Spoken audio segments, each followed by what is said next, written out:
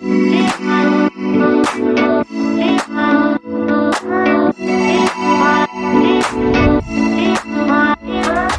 are down here at the Workday, and it has been a blast to see so many people coming in and serving on a Saturday morning to serve our church in this way. And I hope that you can see what myself and so many people in our church see, and that is that this renovation is about so much more than just a building.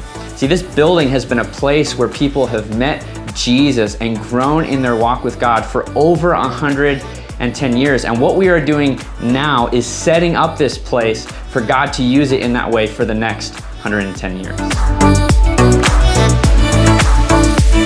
I think my favorite part about the building is the fact that we are kind of combining these two things, where there's so much history here and the architecture is just beautiful and just infusing new life into it. I mostly love sitting in the auditorium and remembering that there's been decades of people before me worshiping in the same place. It makes it super sacred to me. But I don't know, that's maybe my favorite part of the building. I don't know. I like that we're making it more functional for kind of the way we do worship now. The ability to have a clean, structurally safe, beautiful environment, just to be able to welcome people into the space, to welcome families, to welcome kids into the space and just care for them while they're here. It's gonna produce growth and stories and things that we might not even hear now, but will affect generations to come. You walk into the room and you see all of the arches and the stained glass and all of that. And I think that's important, but more importantly are the people who come in and are filling it up and who want to use this space. Christ's presence is here, has been for the last 110 years. So let's keep him in this location for the next 110 years. Way back in December of 2020, when we released our very first Next 110 video, I shared a Bible verse from Exodus chapter 36, which really records the first fundraising project and building campaign for a place of worship for God's people. It's the building of the tabernacle. And in that story, you have Moses, the leader of the Israelites, invite people for a work day. He invites all the skilled craftsmen to come and use their gifts for the building of the tabernacle. And along with that, he invites the people to be generous and to give towards the materials needed to build the tabernacle. And it was such a successful fundraiser that, in fact, in Exodus 36, 6 and 7, it says that the people were restrained from giving because all that they had brought was sufficient to do all the work and more. And while we have already met and even surpassed our initial $500,000 fundraising goal, we are not quite at the point yet where what has been donated is sufficient to do all the work and more. And the reality is this building renovation has just grown and grown in terms of the cost of the construction. And there are a few reasons for that. The first reason is, if you've been following along with our weekly Instagram lives, we do building updates every single week, you'll probably remember there's been a ton of surprises. We call them surprises. We kind of expected in a building this old to find out some things that need to be fixed, but these are serious things that we had to do. These are things like digging up the foundation and replacing an old sewer line. Things like looking at the structural repairs and having an engineered plan to repair the roof, and things like replacing and creating a ton of new electric work in the auditorium that can really handle our brand new state-of-the-art audiovisual system.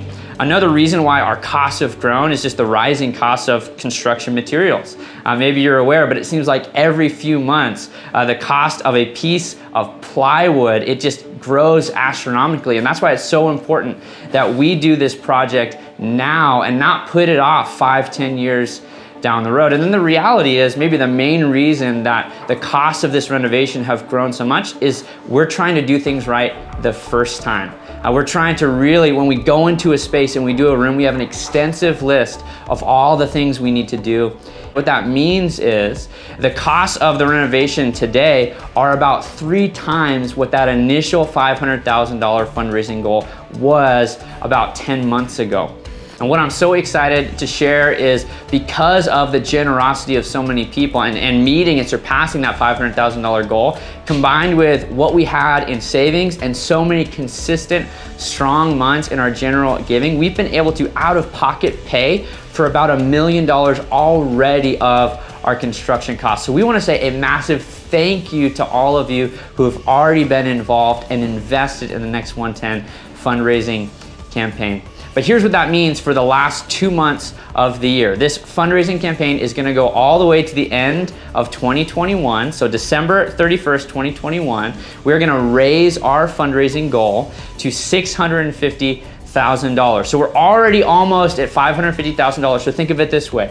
In the last 2 months of this year, we're hoping to raise an additional $100,000 for the Next 110 campaign. And we think that will put us on a really great track to take care of all of the necessary projects as we get to the finish line of this building renovation.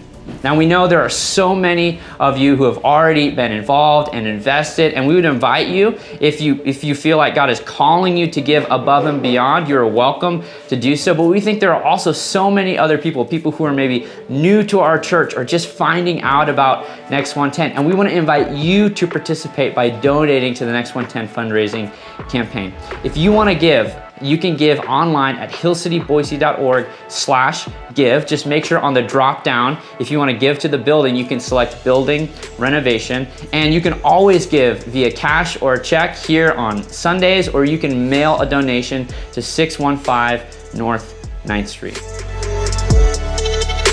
I think I would encourage people to consider a vision that's just beyond the walls of this church. I think that investing in this church directly is part of a much bigger plan. I hope you don't need a whole lot of convincing to be involved. Like, if you have the time and ability, you can paint, you can hammer, you can nail. You don't have to have like a specific set of tools of the trade or anything like that. Just show up and find some people to work with. There are few things as important as investing in the future of families, in the future of kids, in the future of just what God is going to be doing at Hill City and in the Treasure Valley in the years to come.